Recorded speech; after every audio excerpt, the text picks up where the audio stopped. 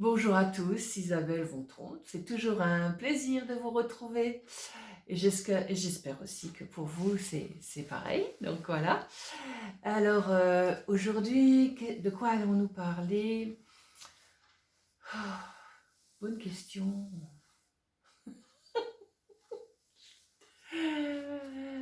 Euh, des obsessions? Ah ouais, tiens, des obsessions.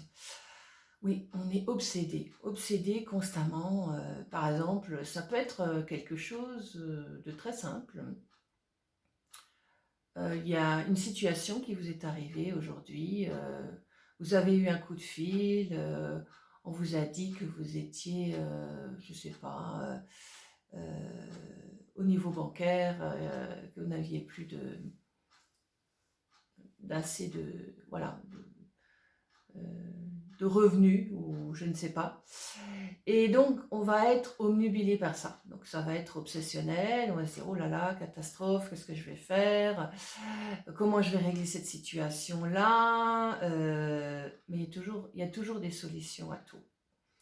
C'est-à-dire que ce qu'on voit, c'est qu'on entend seulement ce qu'on nous a dit.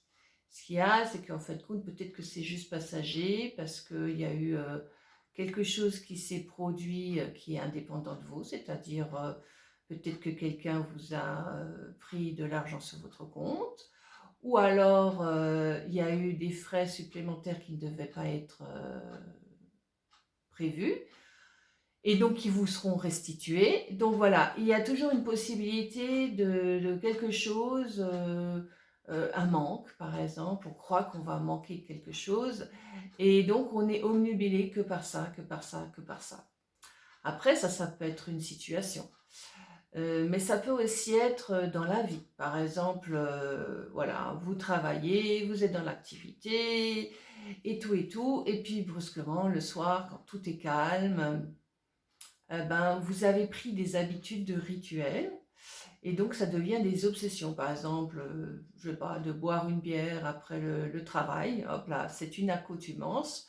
De se dire, ah bah tiens, maintenant j'ai fini tout ce que je devais faire en tant que mère, je vais me relaxer un petit peu, je vais prendre un livre et puis, ou une tisane, ou je vais prendre un morceau de chocolat, ou voilà, ce sont des rituels, et donc ça devient obsessionnel. Ou la sexualité peut aussi être dans ce domaine-là, obsessionnel, mais on ne sait pas pourquoi on fait les choses, et c'est ça le problème, c'est qu'en fin de compte, ce sont des habitudes, et ces obsessions, ce n'est que des habitudes. Et une idée, c'est aussi une habitude, c'est-à-dire que dans la pensée, systématiquement, il y a ça qui va revenir. C'est récurrent et de plus en plus. Et tant que c'est pas réglé, la situation, ça revient, ça revient, ça revient. Comme cette histoire de problèmes techniques, par exemple une voiture qui ne marche pas, on va être omnubilé que par cette voiture, et donc il n'y a plus que ça qui compte, ou bien alors il y a un enfant qui s'est fait mal, on est omnubilé par cela, et en fait, compte, ce qu'on voit, c'est on entend seulement le problème, mais on n'entend pas autre chose. Et en fait, compte, on ne se focalise que là-dessus, on ne se focalise pas sur la situation qui va s'ouvrir. Se dire, ok, il y a ça, ben ça va se résoudre. Je ne sais pas de quelle manière ça va se résoudre, mais ça va se résoudre. Euh, voilà. Ben, cette histoire d'habitude, de prendre toujours le soir, eh ben, je vais changer cette habitude. Je vais faire quelque chose d'autre que je ne faisais pas avant.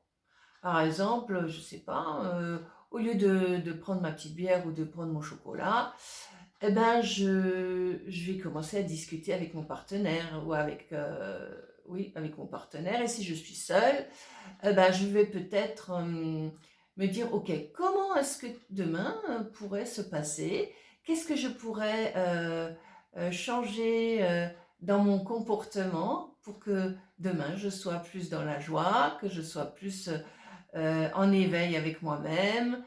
Et donc ces questionnements intérieurs peuvent devenir des créations aussi. Et ces créations peuvent aboutir à quelque chose, un changement d'optique. C'est-à-dire, ok, oh là là, ce chocolat, toujours ce chocolat, cette bière, cette bière, ou cette cigarette, c'est pareil, hein.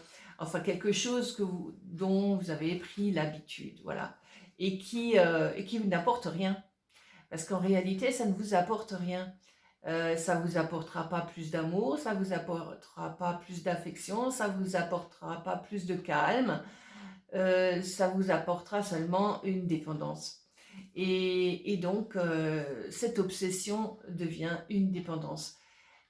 Tout ce qui est obsession, c'est à mettre à la poubelle.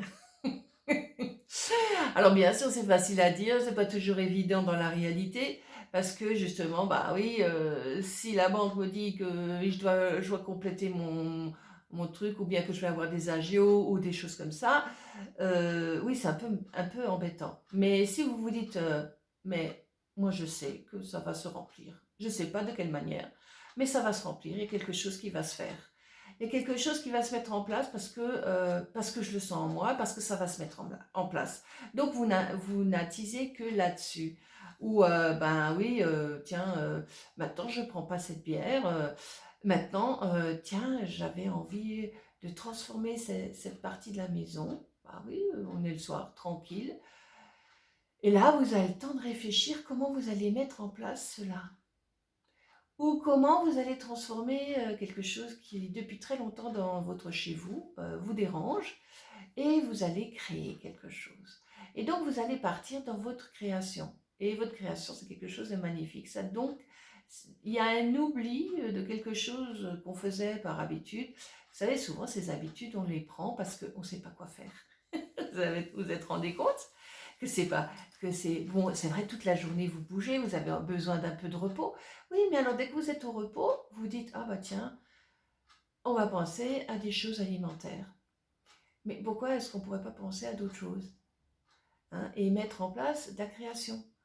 Waouh, ce serait bien. On peut créer n'importe quoi. Ça peut être la couture, ça peut être la peinture, ça peut être de l'art, ça peut être quelque chose de concret qui va faciliter la vie dans la maison, qui va faciliter peut-être la transformation de certaines choses en autre chose. Un vieux meuble que j'ai depuis longtemps, il m'énerve ce meuble, j'ai plus envie de l'avoir.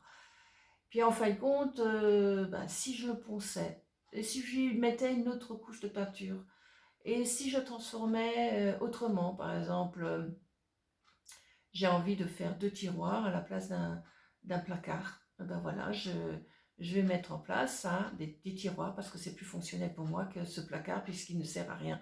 Alors qu'avec des tiroirs, peut-être je pourrais faire d'autres rangements. Voilà, n'importe quoi. Vous savez, on est tous des créateurs. Et en fait de compte, quand on commence à s'ennuyer de cette manière-là, parce que c'est de l'ennui, hein, on comble quelque chose avec ces nourritures-là, hein, ou ces cigarettes, oui, toutes ces choses-là, on les comble. Mais on oublie de se créer. Et c'est vraiment ça, on oublie de se créer. Or, le potentiel de l'être humain, c'est de créer. Avant tout, c'est de créer. Mais on a été, je dirais un petit peu, on a eu du laisser-aller en soi, parce qu'on a été pris par tout ce qui était autour de soi. Et notamment, je dirais aussi, la télé nous prend beaucoup de temps. Elle vous nourrit de quoi, la télé? De rien. Que de suppositions, que de choses qui sont fausses, que de choses dramatiques, que de choses cruelles et violentes. Alors ça ne veut pas dire que vous ne pouvez pas aller voir un polar, ou que vous ne pouvez pas voir une émission, mais du coup ça vous empêche aussi de voir quelque chose d'autre, cette création qui est en vous. Voilà, c'est vrai. Oh, j'aime bien le soir jouer aux cartes sur l'ordinateur ou autre chose, hein, ça peut être n'importe quoi. Moi, ça m'arrive aussi, hein, j'aime bien. Mais en même temps, je travaille autrement. J'écoute peut-être des choses qui vont m'apporter. Ou alors, je vais m'écouter moi-même pour une fois.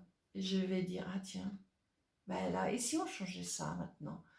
Bah tiens, ça c'était pas mal dans la maison jusqu'à présent, mais j'ai envie de transformer ça. Peut-être que ça nous permettrait d'être plus en lien l'un avec l'autre. Peut-être que justement, ou dans ma maison, même si je suis seule, tiens, ça me faciliterait les choses pour ceci ou pour cela. Donc, vous donnez votre force à quelque chose d'autre, à quelque chose qui va vous permettre de vous sentir encore mieux dans votre être, dans votre tête aussi. Et non pas de dire c'est à cause de l'autre que je me sens mal, donc je vais faire quelque chose qui va me permettre de me sentir mieux. Mais en fait, compte, c'est faux. Cette idée du chocolat, de la bière, de la cigarette, c'est tout à fait faux. On ne se sent pas mieux, on croit qu'on se sent mieux, mais après on y revient. Donc si on y revient, ça veut dire que ça n'apporte pas ce qu'on voudrait. Et effectivement, ça n'apporte pas ce qu'on voudrait. Peut-être tempéramment, ça pose quelques instants. Mais après, vous avez de nouveau cette obsession de ceci, de cela. Donc ça veut dire que c'est pas réglé. Ça veut dire que ça n'apporte pas ce que vous avez besoin. Et en fin de compte, c'est quoi? C'est votre création.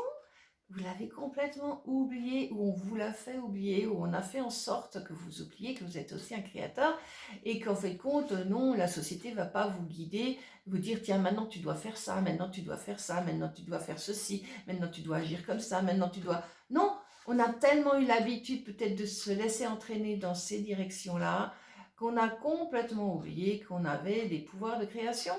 Et donc, cette obsession, on va pouvoir l'éliminer. Parce que l'obsession de la sexualité, c'est pareil, hein, c'est pas ça non plus qui va nous permettre d'exister mieux. Au contraire, elle va encore nous rendre encore plus obsessionnels. Et pourquoi? Ça aboutit à quoi? À rien du tout. Parce que quand on réfléchit, ça n'aboutit à rien, parce que la création n'est pas mise en marche. Il faut que votre création se mette en marche. Et là, vous verrez que dans ces temps, justement, où vous êtes au repos, la création peut se mettre. Donc, essayez de concevoir les choses autrement, essayez de les manifester autrement, vous allez voir que tout peut changer dans votre quotidien de vie. Et les solutions, on les a en soi, on ne les a pas par des choses extérieures à soi, on les a en soi.